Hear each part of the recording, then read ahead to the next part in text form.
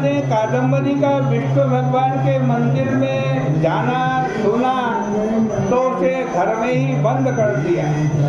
फिर कादम्बरी कभी देवालय में नहीं आई। पांचों ब्राह्मणों द्वारा क्रम से हे भीष्म मुनि की संगति से मथुरा में मेरा व्रत किया गया। इसके बाद वह कादम्बरी व्रत पूजा गीत नृत्य के प्रभाव से द्रौपदी बनी और 5 ब्राह्मण 5 पांडव बने। इसी कारण पांडवों से हमारी इतनी प्रीति है। कार्तिक महीने में आंवले के नीचे श्राद्ध करने से हंस नाम का ब्राह्मण युधिष्ठिर बना। एकादशी को जागरण करने से मित्र नाम का ब्राह्मण मेरा अंश अर्जुन हुआ। शुचि नाम का ब्राह्मण सहदेव हुआ। दांत नाम का ब्राह्मण नकुल हुआ और दृढ़ नाम का महापराक्रमी भीमसेन हुआ। इस प्रकार पूर्व में पांडवों ने भीष्म पंचक के व्रत को किया था। इस कारण से हम इनके वशीभूत हैं। इनको हम अव्यय पद देंगे। फिर इस व्रत को तुमने किया, इसी से ये व्रत भीष्म पंचक के नाम से प्रसिद्ध हुआ। जो लोग मथुरा में हरिद्वार जैसे तीर्थ में मेरा व्रत करेंगे मुक्ति उनके हाथ में रहेगी।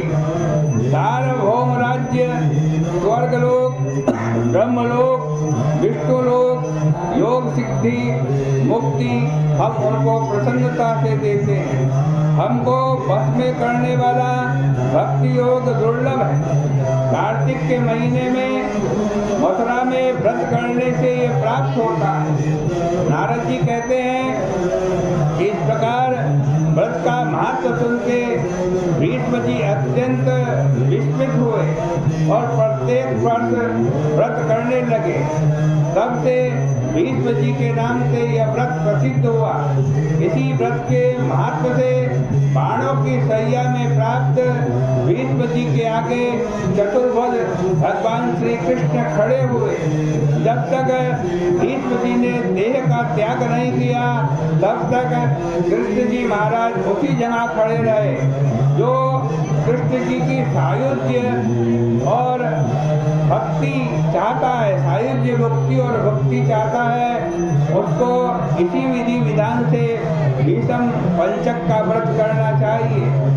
और इस प्रकार अशक्त हो 5 दिन व्रत नहीं कर सकता तो एकादशी को और ब्रह्म पूर्चक पूर्णिमा को उपवास करे।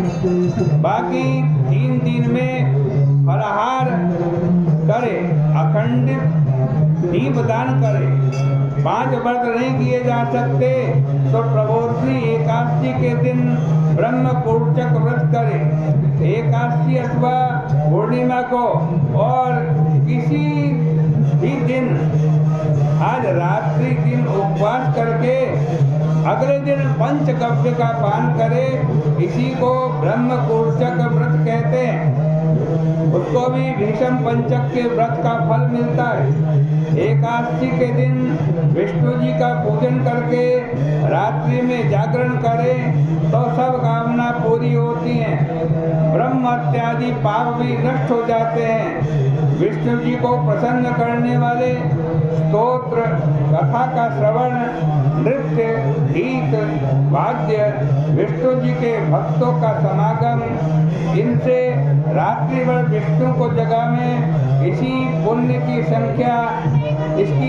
की संख्या करने में ब्रह्मा भी समर्थ नहीं। ब्रह्म पूर्चक व्रत का धारण करके पीपल और तुलसी और आंवले को की 16उपचार से पूजा करें। दही, भात, गन्ना, मूली का दान करें।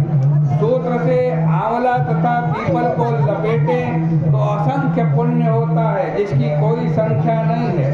पूर्णमासी को श्राद्ध करें और इन 5 दिनों में यदि भगवान ने सामर्थ्य दी है, ताकत दी है तो स्वर्ण, मोती, चांदी, चावल और दीप दान करें। लोक रीति से उनके आगे जैसा वैभव हो उस प्रकार का पूजन करें। दीप दीपांजन और नेत्र पालन देशाचार करें। इस प्रकार से श्री पद्म पुराणे कार्तिक मास में भीषम पंचकोपाख्यानम नाम 30 ये 30वें अध्याय के अंदर जो कथा आई वो आपके सामने कही। इसके पुण्य को हम भगवान के श्री चरणों में अर्पित करते हैं।